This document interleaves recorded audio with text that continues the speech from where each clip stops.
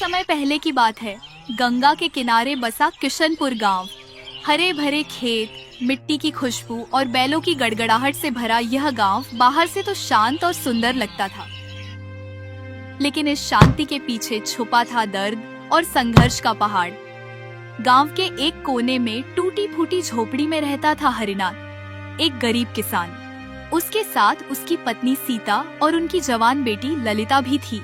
जिंदगी की गाड़ी किसी तरह धकेलते जा रहे थे, मगर हालात रोज बदतर होते जा रहे थे। हरिनाथ, कब तक यह गरीबी सहेंगे? रोज रोज पेट की आग बुझाने के लिए भी जी तोड़ मेहनत करनी पड़ती है। खेत से इतना भी अनाज नहीं निकलता कि पूरे साल का गुजारा हो सके। ललिता बड़ी हो रही है, उसके चेहरे पर अब मासूमियत के साथ चिंता की रेखाएं भी नजर आने लगी हैं। मैं डरती हूँ कहीं उसके भाग्य में भी हमारी तरह दुख और अभाव न लिखे हों। सीता, तुम मेरे दुख को और गहरा मत करो। मैं दिन रात खेतों में खून पसीना बहाता हूँ, मगर हमारी जमीन अब हमारी नहीं रही। जमींदार भैरव सिंह के पास गिरवी पड़ी है। जब तक उसका कर्ज नहीं चुकता, तब तक हालात ऐसे ही रहेंगे। मैं कोशिश करूंगा, चाहे अपनी जान ही क्यों न देनी पड़े, लेकिन तुम्हें और ललिता को यूं तड़पते नहीं देख सकता। गांव का जमींदार भैरव सिंह निर्दयी और क्रूर इंसान था। गरीबों का खून चूसना उसकी आदत बन चुकी थी। गांव के लोगों की मेहनत की कमाई उस तक ब्याज बनकर पहुंचती थी और बदले में उन्हें मिलता था अपमान। हरिनाथ के खेत भी उसी के पास गिरवी थे।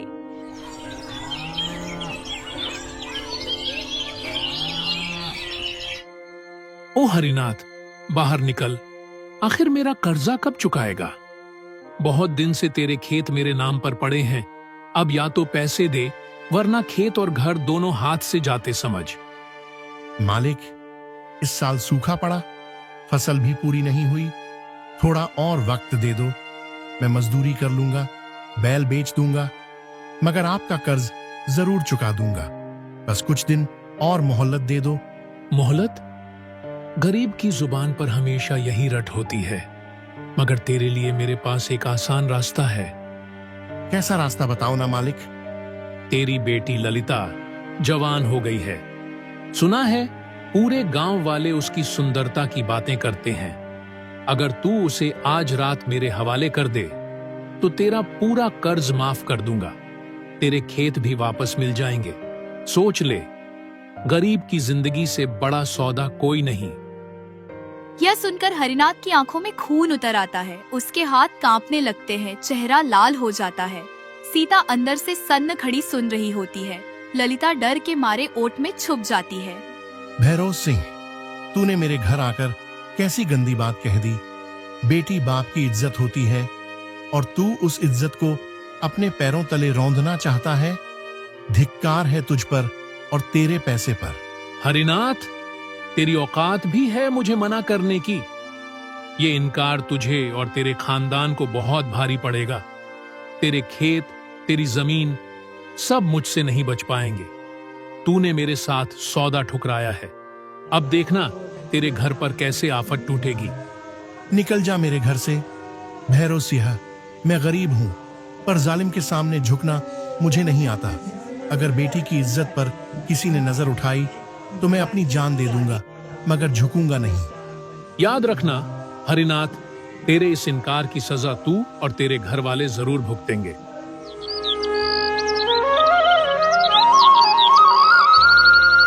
भैरव सिंह के शब्दों की गूंज अभी भी हरिनाथ के कानों में तीर की तरह चुभ रही थी। मिट्टी की उस टूटी झोपड़ी के भीतर एक ऐसा सन्नाटा पसरा था जैसे किसी ने उनके जीवन की आखिरी उम्मीद भी छीन ली हो। सीता की आंखों से आंसू बहते बहते गीली जमीन पर गिर रहे थे। ललिता भी चुपचाप खड़ी थी और हरिनाथ की आंखों में दर्द और लाचारी का सैलाब उमड़ रहा था। हे भगवान, क्या यही दिन देखना बाकी रह गया था? मैंने तो किसी का बुरा नहीं सोचा। हमेशा खेतों की मिट्टी को सींचकर पेट भरा, फिर भी ये हालात क्यों? मेरी मेहनत मिट्टी में मिल गई और अब मेरी इज्जत को दांव पर लगाया जा रहा है। कितना निर्दयी है वो भैरव सिंह। गरीब की मजबूरी को अपनी ताकत समझ बैठा है, लेकिन उसके पापों की गठरी इतनी भारी हो चुकी है कि एक दिन खुद भगवान उसे न्याय के कटघरे में खड़ा करेंगे। हरिनाथ, हिम्मत मत हारो। भगवान देर करता है, अंधेर नहीं करता। जिस आदमी ने दूसरों की आंखों से आंसू बहाए, बेटियों की इज्जत पर हाथ डाला, भूखे पेटों को रोटी से वंचित किया, वो कभी चैन से नहीं जी पाएगा। भैरव सिंह की हंसी आज भले हमें चीर रही है, मगर एक दिन वही हंसी उसकी मौत की दस्तक बनेगी। उसकी निर्दयता की सजा भगवान जरूर देगा। बाबा, मैं जानती हूँ कि आज हम बहुत अकेले लग रहे हैं। मेरा मन कांपता है, डर से सांस रुक सी जाती है, पर मैं डरकर नहीं टूटूंगी। अगर सच में ऊपर आसमान में कोई भगवान है, तो वो इस अन्याय को देख रहा है। वो दुष्ट भैरव सिंह की हंसी को आंसुओं में बदलेगा, उसकी निर्दयता को मिट्टी में मिला देगा। बाबा, वो दिन आएगा, ये मेरी श्रद्धा है। भैरव सिंह को उसके पापों की सजा भगवान जरूर देगा। उस रात हरिनाथ की आंखों से नींद कोसों दूर थी। एक तरफ कर्ज का बोझ, दूसरी तरफ बेटी की इज्जत। मगर उसने मन ही मन प्रण ले लिया था, चाहे कितनी भी मुसीबत क्यों न आए, वह ललिता को बचाएगा आखिरी सांस तक।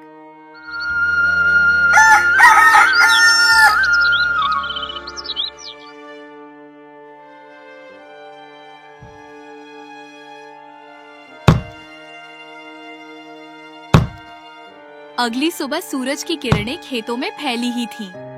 हरिनाथ और उसकी पत्नी सीता अपने खेत में झुक झुक कर काम कर रहे थे। तभी पीछे से धीमी धीमी आवाज आई। बेटा, जरा पानी मिलेगा? प्यास के मारे मेरा गला सूख रहा है। हाँ बाबा, ये लीजिए पानी। हरिनाथ ने बिना सोचे समझे मटका उठाया और साधु को पानी थमा दिया। साधु ने गहरे घूंट भरे और राहत की सांस ली। बेटा, तू बड़ा नेक और मेहनती है, पर तेरे चेहरे पर गहरी चिंता की रेखाएं क्यों हैं? कौन सा दुख है जो तुझे भीतर से खा रहा है? बाबा, इस गांव का जमींदार भैरव सिंह बड़ा निर्दयी है। कर्ज के नाम पर मेरा खेत छीन लिया, हमें रोज अपमानित करता है। गरीबी ने हमारे घर की दीवारें तक तोड़ डाली और सबसे बड़ी चिंता है मेरी बेटी ललिता की शादी की। ये सोच सोच कर मेरी रूह कांप जाती है। साधु ने हरिनाथ की आंखों में झांका। पल भर को लगा जैसे वह उसके मन की हर गांठ खोल चुका हो। उसकी आंखों में अब साधारण इंसान वाली चमक नहीं थी, बल्कि किसी रहस्य का इशारा करती हुई गहराई थी। बेटा, घबराना मत, तेरे दुख का अंत होगा। जंगल के बीचों बीच एक काली गुफा है, वहां अपार खजाना छिपा है। वही खजाना तेरी गरीबी मिटा सकता है, तेरा खेत वापस दिला सकता है और इस गांव के लोगों को भी भैरव सिंह के जुल्म से मुक्ति दिला सकता है। ये सुनते ही हरिनाथ और सीता दोनों घबरा गए, जैसे किसी ने उनके दिल पर बिजली गिरा दी हो। ध्यान रहे, उस गुफा का रास्ता आसान नहीं है। उसके द्वार पर एक भूत का साया पहरा देता है। वह तुझसे 3 प्रश्न पूछेगा। यदि तू सही उत्तर दे गया तो गुफा तेरा रास्ता खोल देगी, लेकिन यदि तू असफल हुआ तो तू हमेशा के लिए पत्थर बन जाएगा। बाबा, ये कैसा इम्तिहान है? अगर मेरे आदमी को कुछ हो गया तो हम दोनों का जीवन तो यहीं खत्म हो जाएगा। बेटी, साहस ही सबसे बड़ी दौलत है। याद रखो, ईश्वर सच्चे और नेक इंसान का साथ कभी नहीं छोड़ता। इतना कहकर साधु वहां से धीरे धीरे चला गया। हरिनाथ कुछ देर वहीं खड़ा रहा। उसकी आंखों में डर भी था और उम्मीद भी। सीता की आंखों में चिंता थी, लेकिन भीतर कहीं एक विश्वास भी जाग चुका था कि शायद ये वही मौका है जिससे गरीबी के अंधेरे से निकलकर वे एक नई सुबह देख सके। सीता, अब और इंतजार नहीं कर सकता। जो साधु ने कहा है वही रास्ता हमें इस अंधेरे से निकाल सकता है।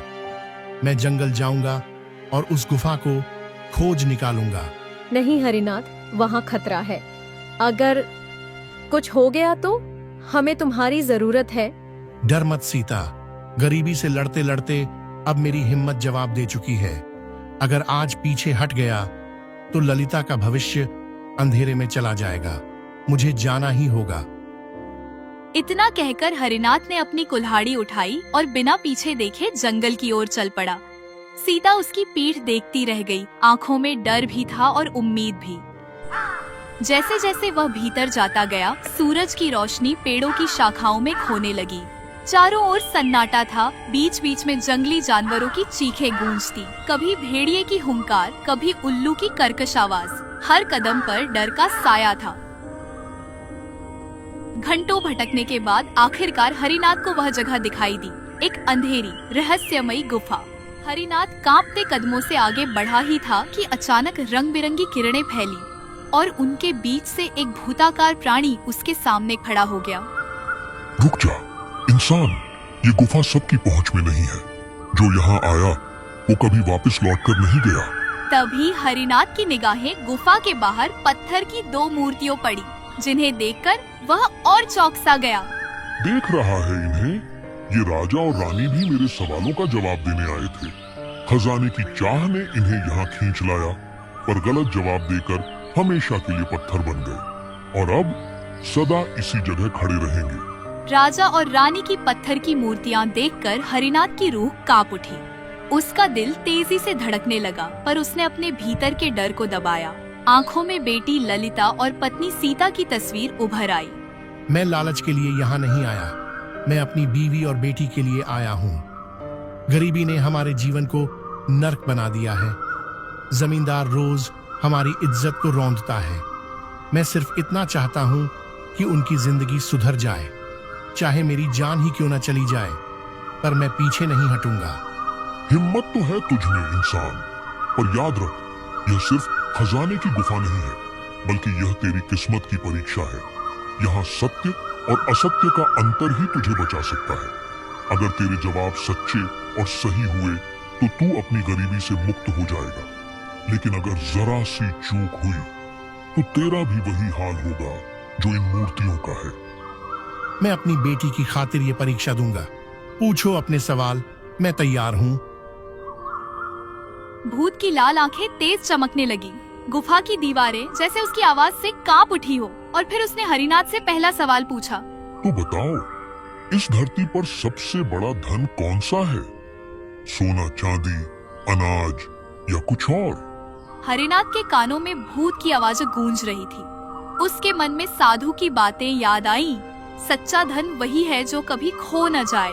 उसने आंखें बंद की और जवाब दिया, सबसे बड़ा धन है सच्चाई और ईमानदारी, क्योंकि सोना चांदी चोर ले जा सकता है, अनाज खत्म हो सकता है, लेकिन ईमानदारी कभी नष्ट नहीं होती। जैसे ही उसने ये शब्द कहे तो भूत की आंखों की चमक थोड़ी नरम पड़ गई। मेरे पहले सवाल का सही जवाब दिया है तूने इंसान। तू सच्चे धन की कीमत जानता है। अब मेरे दूसरे सवाल को ध्यान से सुनो और बताओ, इस दुनिया में सबसे मजबूत चीज क्या है? पत्थर, लोहा या कुछ और? हरिनाथ ने एक पल के लिए आकाश की ओर देखा तो उसे अपनी माँ की बातें याद आई। सबसे मजबूत चीज है माँ बाप का आशीर्वाद और परिवार का साथ। लोहा टूट सकता है, पत्थर चूर हो सकता है, लेकिन माँ का आशीर्वाद कभी नहीं टूटता। यही वो ताकत है जो इंसान को हर मुसीबत से लड़ना सिखाती है। गुफा की दीवारों से एक हल्की सी गूंज निकली, जैसे खुद धरती उसकी बात से सहमत हो गई हो। दूसरा उत्तर भी सही है हरिनाथ। तूने साबित किया कि असली ताकत हथियारों में नहीं, रिश्तों में होती है। अब मेरा अंतिम सवाल का जवाब दे हरिनाथ। बता, इंसान की असली पहचान किससे होती है? उसके कपड़ों से, उसके धन से या किसी और से? इंसान की असली पहचान होती है उसके कर्मों से। कपड़े फट सकते हैं, धन छिन सकता है, लेकिन अच्छे कर्म कभी मिट नहीं सकते। जो दूसरों की भलाई के लिए जीता है वही अमर कहलाता है। तेरे उत्तर सच्चे हैं हरिनाथ। तूने सिद्ध कर दिया कि सच्चा इंसान वही है जो धन या डर के आगे झुकता नहीं। अब ये गुफा तेरा मार्ग खोल देगी। जा, अपने गांव की तकदीर बदल दे। इतना सुनते ही भूत की काया धीरे धीरे धुंध में गायब हो जाती है और एक रोशनी के साथ गुफा का द्वार भी खुल जाता है और राजा रानी की पत्थर की मूर्तियां भी रंग बिरंग किरणों के साथ अपने असली रूप में आ जाती है। हरिनाथ, आज अगर तू उस दानव के सवालों का सही उत्तर न देता तो शायद हम दोनों यहाँ सदियों तक पत्थर बने रहते। तूने हमें मुक्ति दी है, ये तेरा उपकार हम कभी नहीं भूलेंगे। महाराज, मैंने तो बस सच्चाई का साथ दिया है। ईश्वर की कृपा से मेरी जुबान से सही उत्तर निकले, बाकी सब उन्हीं की लीला है। तेरी सच्चाई ने हमें नया जीवन दिया है हरिनाथ। अब बताओ, तुम इस वीरान गुफा की तलाश में क्यों आए थे? हरिनाथ ने गहरी सांस ली और फिर सब कुछ बता दी। अपने गांव पर भैरव सिंह के अत्याचार, भूख से तड़पते बच्चों की चीखें और अपनी पत्नी सीता व बेटी ललिता की बेबसी। महाराज, मैं यहाँ इसलिए आया था कि शायद इस गुफा में कोई रास्ता, कोई उपाय मिले जिससे मैं अपने गांव वालों की मदद कर सकूं।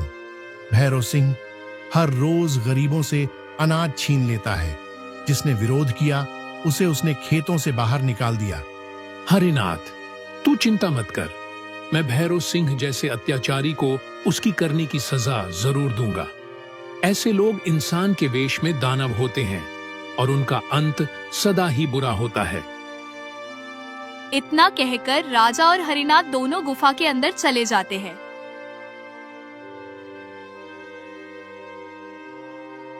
गुफा के अंदर जितनी दूरी तक आंखें पहुंच पा रही थी, वहां तक सोने चांदी और मणियों की चमक ही दिखाई दे रही थी, जैसे पूरी गुफा किसी खजाने की दुकान हो। प्रभु, इतनी दौलत, इतनी शोभा, ऐसा खजाना मैंने अपने पूरे शासन काल में कभी नहीं देखा।